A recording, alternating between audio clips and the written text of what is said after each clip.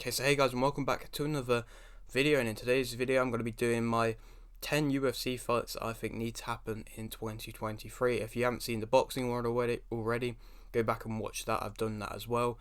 And now I'm here for the UFC one. If you're on around here though and you haven't subscribed, please do so. Like the video if you do indeed like the video, and let's get straight into it. So, the first fight is already announced and it's already going to happen, but it's just one that I still need to see happen, and if anything does happen to stop it, like an injury or anything, it needs to get rearranged, and that being Volkanovski versus Makhachev.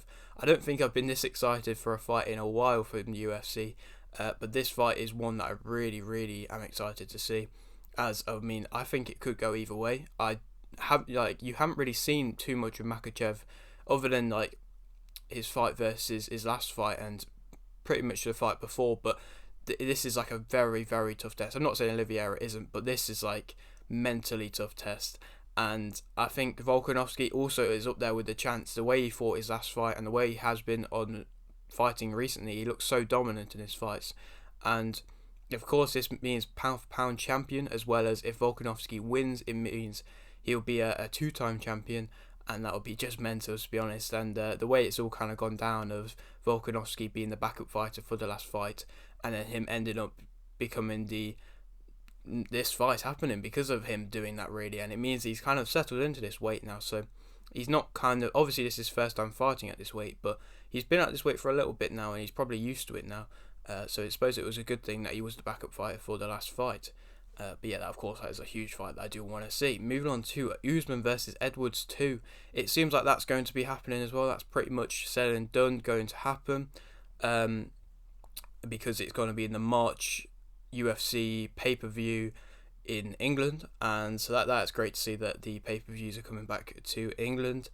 And I mean, it will kind of answer the questions of if it was a fluke Edwards winning, or if not, and it'll be in his home country, so he'll have all the support, and I'm sure the pressure will be even higher, as he's not going to be an underdog really anymore, and Usman is going to have to answer the questions of if he can still do it, if he's still at that level to be able to beat an opponent like Edwards, like everybody thought he would in the first place. So yeah, that's a very entertaining fight that I'm very much excited for. Moving on to Jones versus Ngannou. I think this fight is crazy, and I believe everybody's going to be excited for this fight. It's like the Joshua and Wilder of the UFC world. Jones is one of the best in his time. He was one of the best in his time, but he spent a lot of time out, and now he's coming back into a higher weight division with a lot of time being spent out.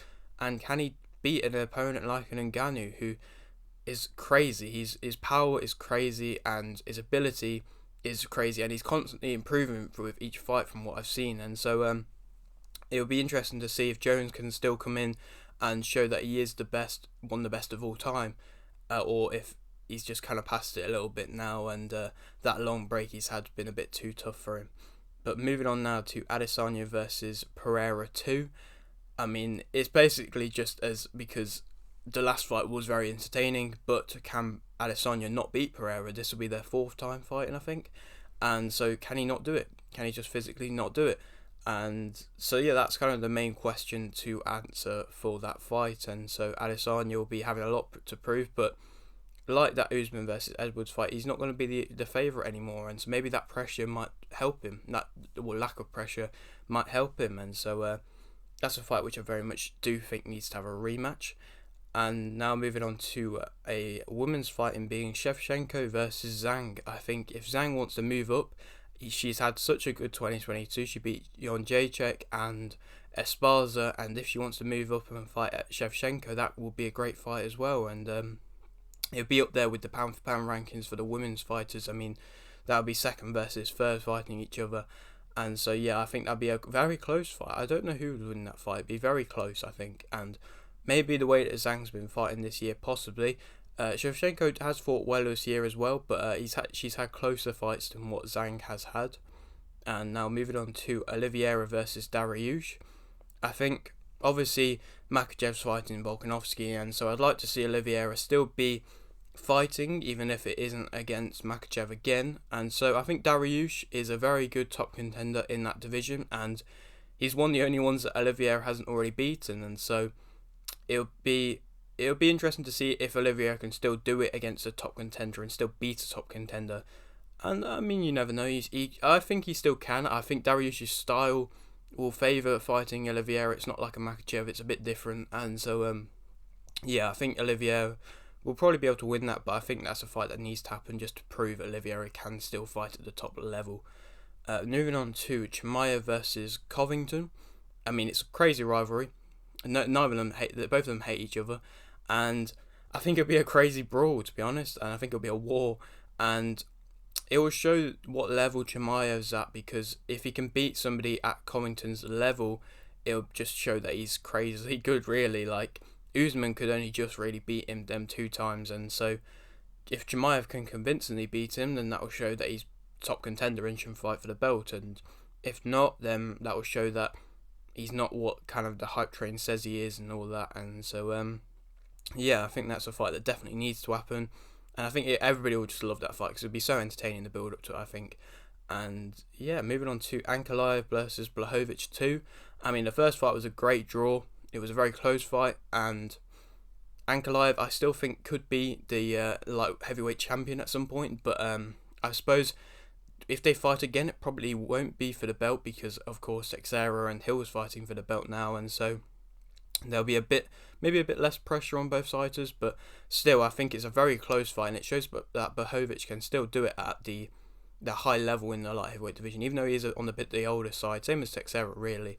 But I think Ankalaev versus Blachowicz 2 is definitely going to have to happen, and I mean it seemed to be written to happen, because that's why Teixeira is fighting Hill and not going to try and fight Blachowicz or Ankalaev instead, so it seems like that's going to happen again. Moving on to Aspinall versus Blaydes 2. I think it was a big shame of what happened last time, but I believe it will be a great fight if they did it again, and they should do it again, because it will show they're both top contenders in the division, and I think either of them could be within the top 3 or 4 in that division, and so I think that fight needs to happen just to prove who's the better fighter out of the two of them, and I believe Aspinall could be one of the best heavyweights around at the moment, but of course his injuries set him back a little bit now, and so when he's back, I think he can come back and hopefully win this fight. As a Brit, I'd like to see him win that fight, but of course Blaydes is a very tough fighter as well, and so that's a big heavyweights fight that could go either way and should happen again because of what happened last time. It hardly even really got going, and it was an injury, so it should happen again.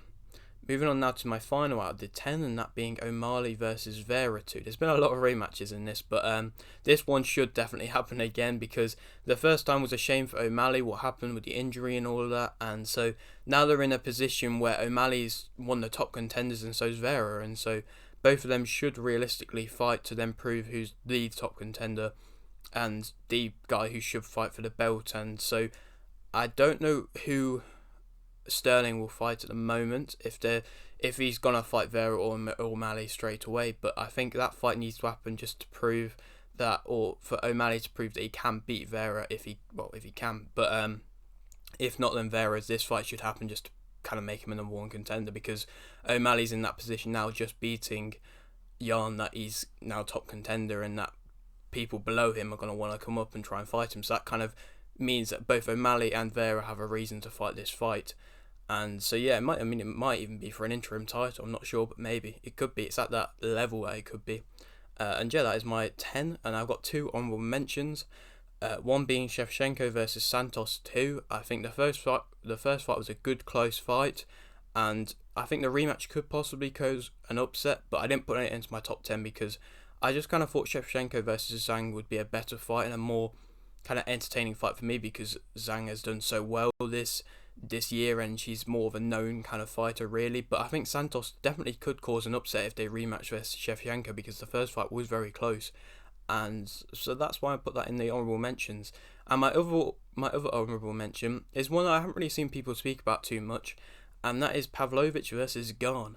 I think Pavlovich, he's coming off of a big win as of recent, and he's now, I believe, in the top 5 or 4 in the heavyweight division, and so realistically Gane doesn't have an opponent right now, and I don't think Ngannou's going to be fighting him anytime soon again.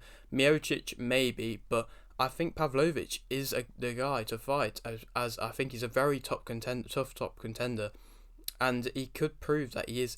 If he beats Gane, then he's put himself right in the position for a title fight, and I think for both fighters it would be a very good test to see where both of them are at. But I didn't put them in the kind of top 10 because I don't think the build up wise, it'll be that entertaining because Garn and Pavlovich don't really do loads for the kind of entertainment side of things, but you don't have to in a fight. You don't have to, but for me, it just means it will be a little bit less entertaining the build up. But I think the fight would be very good. And so yeah, that is it for today's video. Let me know if you did agree with me or disagree with me. Let me know if I missed any ones. But yeah, if you are new around here and you haven't subscribed, please do so. Like if you didn't need like a video, subscribe if you're new. I think I've already said that. And thanks for watching.